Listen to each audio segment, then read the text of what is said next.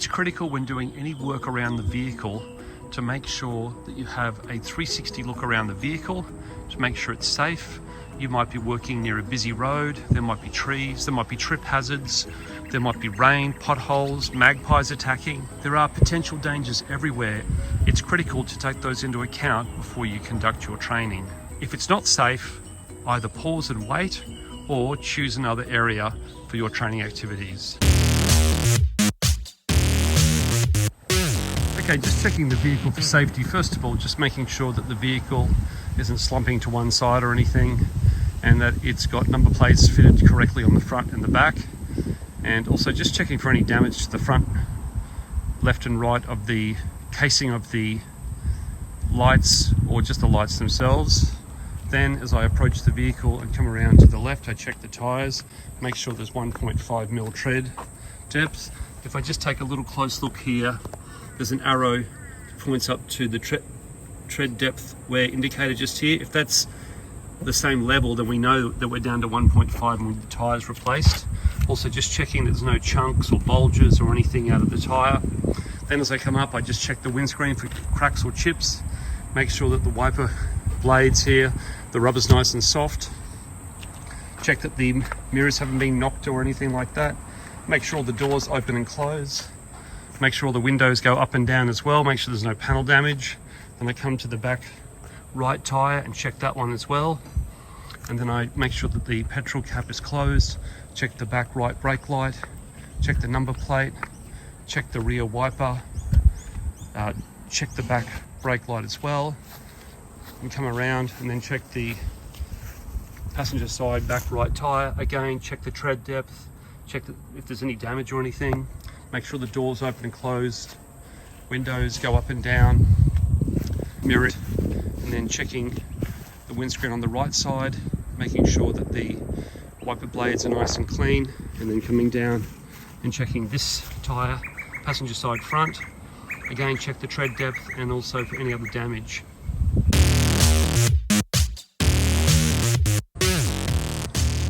With regards to our under the bonnet, we have a dipstick here for checking the level of the oil. You can just pull that out, and if you just take a look, there's two markers there. You'd normally wipe that, put it back in, and make sure that the oil level was between those two markers. And this is the oil cap area over here for pouring in the oil if you are low. Engine oil lubricates engine components, reduces friction, prevents wear, cools the engine by dissipating heat, cleans internal parts, and helps seal gaps to improve engine efficiency and performance. This is the engine coolant, and you can see down on the bottom left there's a maximum and a minimum to check the level. Coolant prevents engine overheating by absorbing and dissipating excess heat. It circulates through the engine and radiator, maintaining optimal operating temperatures and protecting components from thermal damage and corrosion. This is the washer fluid. Washer fluid cleans the windshield and other vehicle windows by removing dirt, grime, and debris. It ensures clear visibility by helping the wipers maintain an unobstructed view of the road. This is the brake fluid. You can see the max level up there on the right side. Brake fluid transmits force from the brake pedal to the brake components, enabling effective braking. It maintains hydraulic pressure in the braking system, ensuring consistent and responsive braking performance. This is the battery. Drivers should check the battery for corrosion on the terminals, ensure it's securely mounted, inspect for cracks and leaks, and verify charge level. Regular testing helps prevent starting issues and ensures reliability. Belts and hoses. Drivers should inspect belts and hoses for signs of wear, cracks, fraying, or leaks. Ensure they are properly tensioned, secured, attached, and replace any damaged components to prevent engine issues. I'm going to go through the basics of the cabin drill. First of all, what I'll do is I'll go through the DSSM procedure. So the first thing is to make sure that the door is shut, and that can be confirmed on the dash as well. The next thing is the seat. There are 3 adjustments on the seat. There's forward and back. So if I go right forward like this, I'm really tucked up in tight and having trouble turning the wheel and maneuvering. My legs are right up under here as well. So that's very uncomfortable and very difficult. So I'm going to come back so that I can reach the pedals comfortably. I need to have bent arms and bent legs. And my other adjustment is I've got a lever on the side over here, so this can take me up higher. If I go too high, I have trouble seeing, because then I'm starting to look into the top of the vehicle. And also when I'm trying to look up ahead over here for giveaway situations, my mirror is about the height of my jaw. So I need to go to a height where I can comfortably see out the front of the vehicle. And also I've got my tilt. Now, if I go too far back and I go for the lounge chair position, I've got straight arms, which makes it hard to steer. And also, when it comes to checking on my right for a shoulder check, all I see is the B-pillar. So I want to have this control up such that I can put my arms straight out in front like I'm diving into a pool. And where you would normally wear a watch, that sits up on top of the steering wheel, and you slide your hands down to position. There are 2 acceptable hand positions. If this was a clock face and 12 o'clock was at the top, you've got 1 o'clock, 2 o'clock, and you come all the way around to 10 o'clock. So that's position number 1 that's acceptable. And position number 2 is sliding the hands down a little bit further to 9 and 3. So it's up to personal preference, but some people prefer to have more control here, whereas others have it down there. I would say, just for my own experience, my hands would change position based on what situation I'm in. There are controls on the steering wheel here. You can't use these controls in a driving test, but as you go into a P-plater phase or beyond, you might be doing things like using the volume on the radio and turning it down, for example, that type of thing. And that's where your hands are still at the 9 to 3, but you can just monitor that with your thumbs. So have a think about what is comfortable, what feels comfortable. Also have a think about what your vision is like. That's vitally important. Okay, so with the seat as well, I've got the head restraint. So I've got to make sure that if I'm in a crash and my head flies back, that I have this support here. If I don't have that in the correct position, it could do a lot of damage to my neck. I also think if that's gonna keep me safe when my head flies back, we've also got the airbag in here. And they say that it should be about an A4 sheet of paper between the airbag and you're pointing at your chest as well. So if we run into something and the airbag blows up, it cushions us. So people who like to drive around with their hand up here, or like this, or resting on the gear stick, or down here like this, if those people have a crash and their hands are in, not the preferred positions, sometimes they can punch themselves in the nose or something like that and do additional damage in a crash. So just keep that in mind, that if you're in the recommended position, you're less likely for something to go wrong. So we've got D for door is shut, S for seat, forward and back, up and down, tilt, head restraint, and then we go S for steering wheel. So my steering wheel is already set up for me to drive, but you can pull this lever out on the left and you can go up and down, in and out with the steering wheel to make sure it's comfortable. Make sure that it doesn't block your vision of your gauges, particularly your speedo. So I've locked that in. That actually feels comfortable. I've got plenty of space down here, so my hands aren't going to be caught when I'm trying to steer the wheel or anything like that.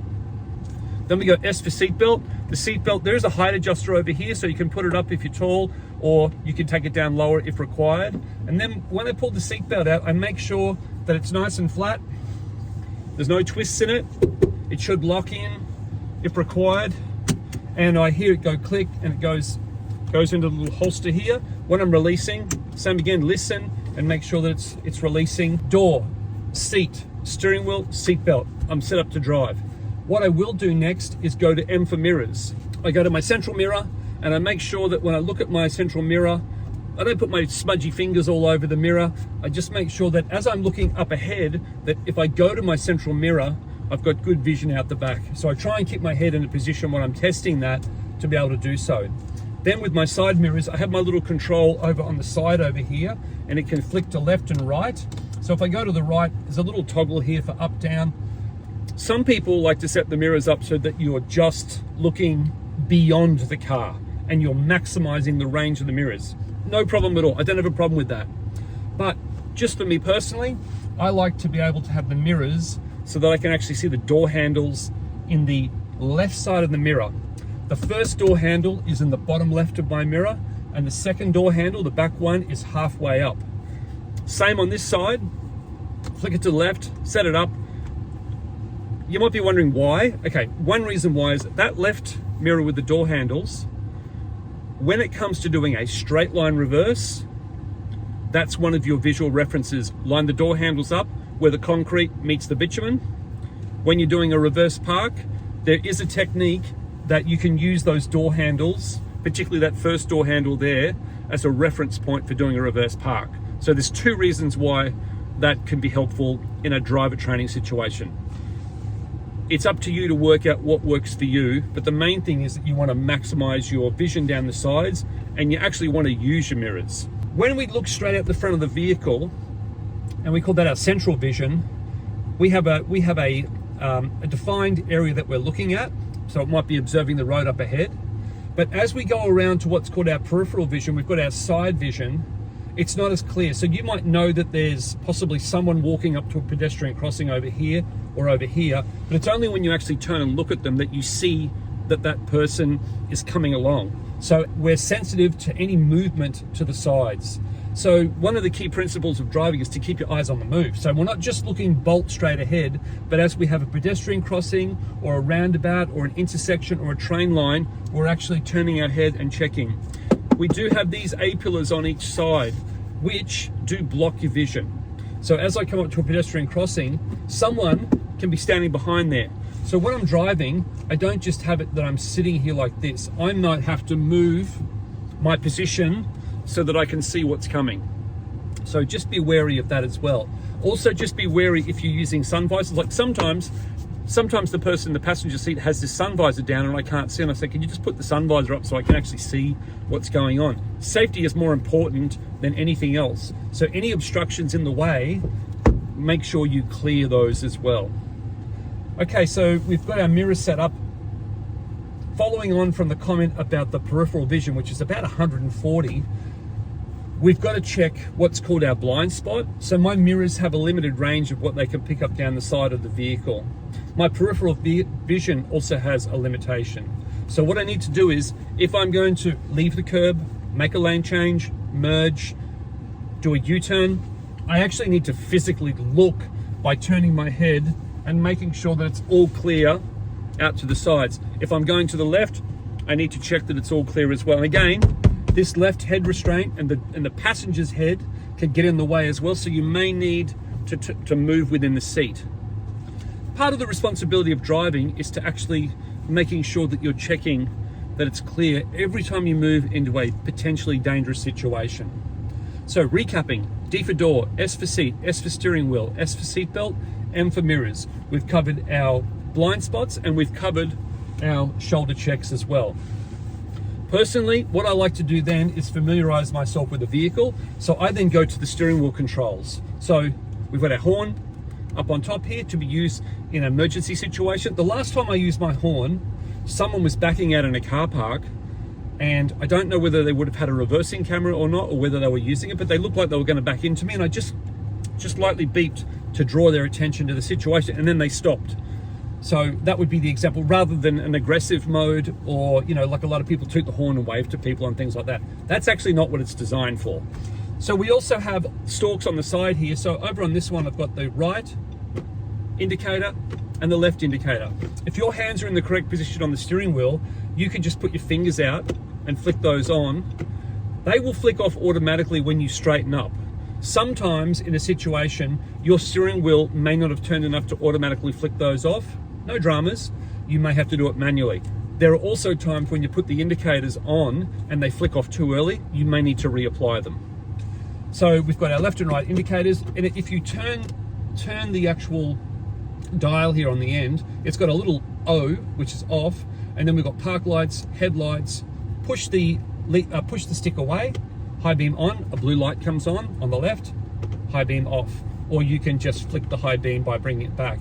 You've also got auto mode, which Like it's a really bright day today, lights won't be on. But if I go through a tunnel, the lights will come on automatically.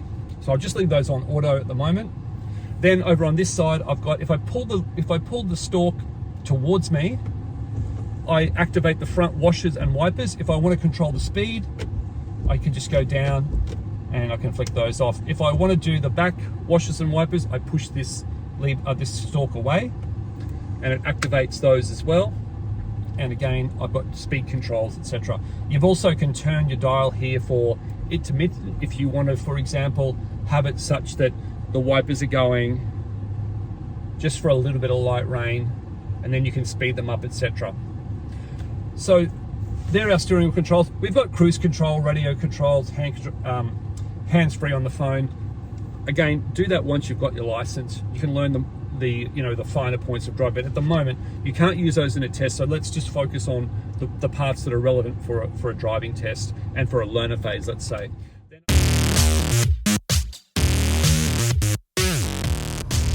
Okay, these are our dash controls. On the left we have the tachometer showing the RPMs of the vehicle. If I just give the accelerator a little bit of a touch, we can see that the needle goes up on the gauge. We're in an automatic vehicle, so the tacho would be more relevant to a manual driver. However, for fuel efficiency, it's worth keeping an eye on.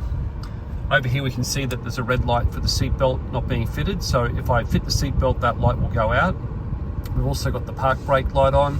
Again, if I release the park brake light will go out. And down the bottom, we've got the temperature gauge on the vehicle. It looks at a suitable level at the moment. The top we've got 4:01 p.m. and then on the right we've got 31 degrees. We can see the speed is 0. That's really handy to look at, being a big gauge facing the driver. If we look down below, we can see there's a P for park, 691 kilometers before we run out of fuel, and the vehicle has done 50,837 kilometers. That information is relevant for vehicle servicing. Then if we look over on the right, we've got the manual gauge for the speedo, and down the bottom we've got the fuel gauge as well. We've got plenty of fuel to drive. On the top left up here, I've got my hazards, so push them on, push them off.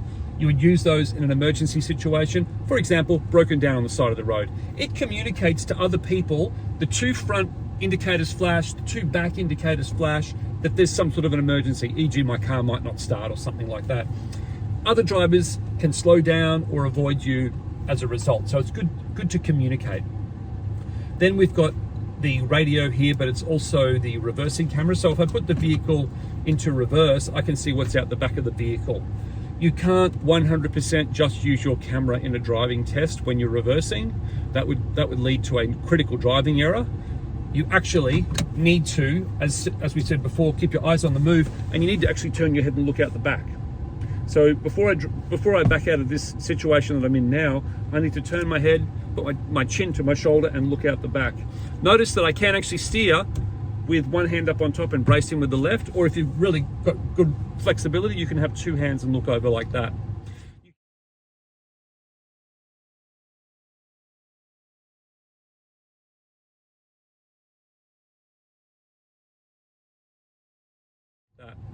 You can supplement the looking out the back with mirrors and with the camera as well, but primarily looking out the back when reversing.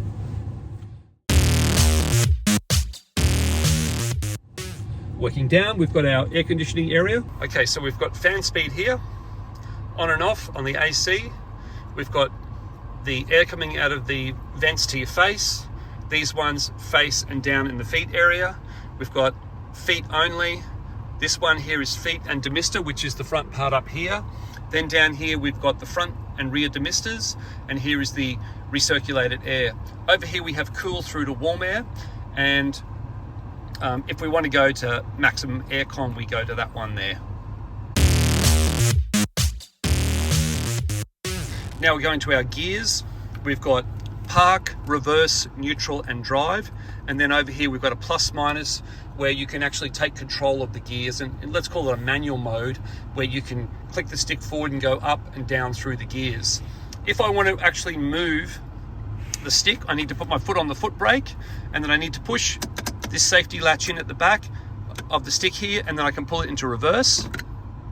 I can go to neutral, I can go to drive, and then there's my manual mode for going up and down the gears in that position. I can flick that back. I can move the stick from neutral to drive. I can't move it to reverse unless I put the safety latch in. I need to be stopped with my foot on the brake to go to reverse, and I can go to park as well if I push the safety latch in.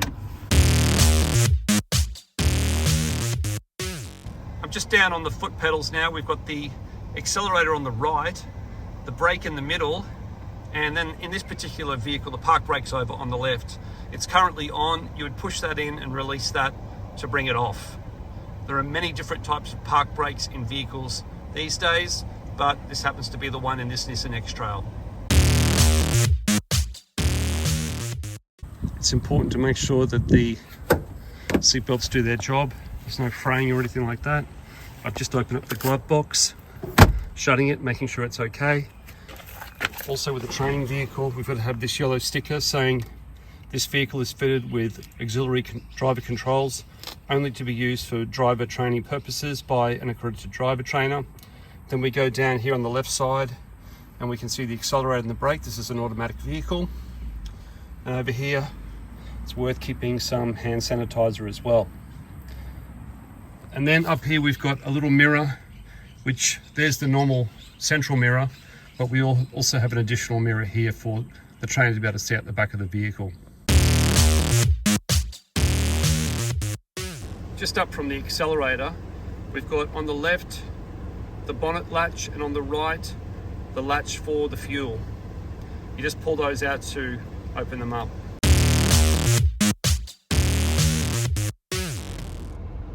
Okay, here we've got the traction control. Traction control is a vehicle safety system that prevents wheel spin during acceleration by adjusting engine power or applying brakes to individual wheels, helping maintain grip and stability on slippery surfaces. This is the start stop in the vehicle. I'm currently in park with the park brake on. I put my foot on the foot brake, I push the button in, and the vehicle will start up. If I want to shut the vehicle down, I'm stopped, the park brake's on, I'm in park, my foot's on the foot brake, I push the button in, and it shuts the car down.